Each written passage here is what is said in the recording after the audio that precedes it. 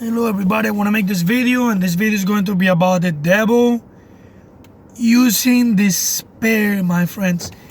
A really bad combo that I don't want anybody to be stuck there. I've been there myself, and it is tough.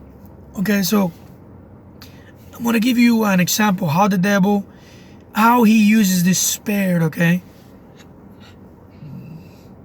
so the devil is the accuser. He is the accuser, and he tries to tempt us many times, but he wants us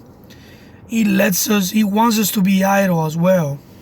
So I'll give you an example of this. Let's say Monday, okay? That Monday, you woke up at 11 p.m., 11 a.m., I mean. You got ready to work, you went to work at 12, and you got home at 8 p.m. When you got home, you were really tired, so you went to sleep. You ate, okay, and you went to sleep at 10. You woke up the next day around 8.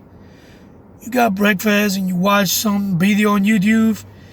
And then at around 11, this is Tuesday, okay, 11, you got ready for work, you said a little prayer, you went to work, you got home again. And you read a few passages of the Bible, a few passages. You open Facebook and you're there for a time. And you go to sleep the next day, Wednesday. You don't pray, you only pray a little bit of time when you got home from work. You had to work extra hours at work. And you had to go to sleep again. So you woke up the next day, Thursday, you're tired, you go to work tired, you had a very bad day, you come home really tired. You seen at work too, you had a little altercation with someone at work, and it's really hard. You yell at the person that were mistreating you, and you tell them, you scream at them too, because now you're losing your patience, you're not spending enough time with God. That makes perfect sense. So Friday comes in, you pray a little bit, you ask God for forgiveness, He forgave you, and all these things. But throughout all these days, the enemy is telling you, he's telling you things like, oh, no, it's okay, it's Monday today, you don't have to read the Bible. Or he just doesn't tempt you, he just sees you. He waits for you to do nothing. And then when it comes Friday or Saturday, he comes at you with despair. And he tells you, you see all these days, Monday, Tuesday, Wednesday, Thursday, Friday, you haven't read the Bible. It tells you, you're not praying. Are you really a child of God? You really call yourself a child of God? God must be ashamed of you. Wow, you're so useless. And then you start feeling this fear in you. He wants that in you. The devil wants that fear in you. When you have fear, you lose the love of God. Because the scripture says, fear has torment. And whosoever has fear has not been perfected in the love of God. He does that to take away. He wants to take things from you. The enemy always, he wants to take your peace. He wants to take your confidence in Jesus. He wants to take your patience, your compassion towards other people. He wants to blot out the fruit that you have in the Spirit. He wants to make you not feel the fruit of the Spirit working in your life, because that's how he can make you miserable. That's how he can make you despair. And when you despair, it's like a big castle. The only way for you to get out of that place is through God's mercy, promise, and hope. When God offers you His mercy, you get hope. And when you get hope, you see the promises of God and you keep walking.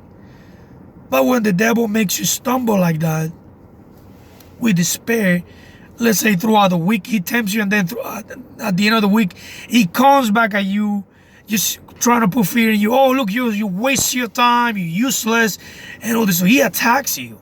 He's the accuser. But at the same time, he's the tempter. He wants you to waste your time. And then he comes back again, he attacks you.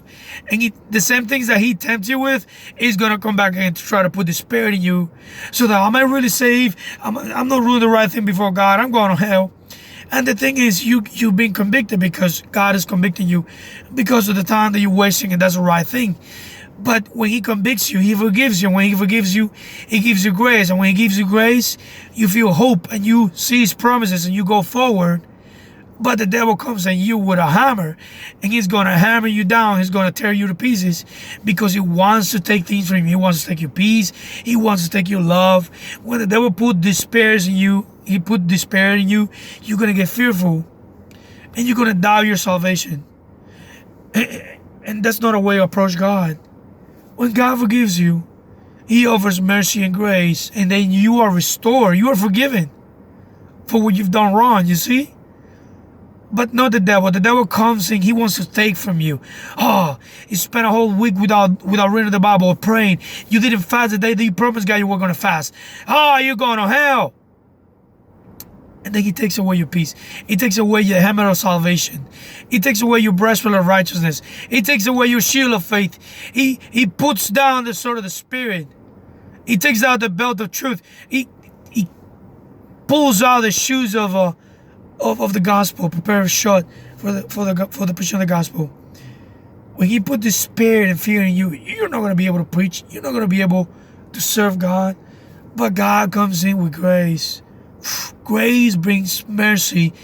Mercy brings forgiveness. Forgiveness brings just merited favor from God. And then you restore. Restoration brings back your salvation, your joy, your peace, your confidence in God. And you're restored. But the devil never comes like that. He's not God. He's the devil. He's the accuser. He comes to tear you down. Don't let him tear you down. The scripture says, don't give place to the devil. Makes perfect sense, huh? Thank you guys for watching. God bless you so much. I hope this encouraged you.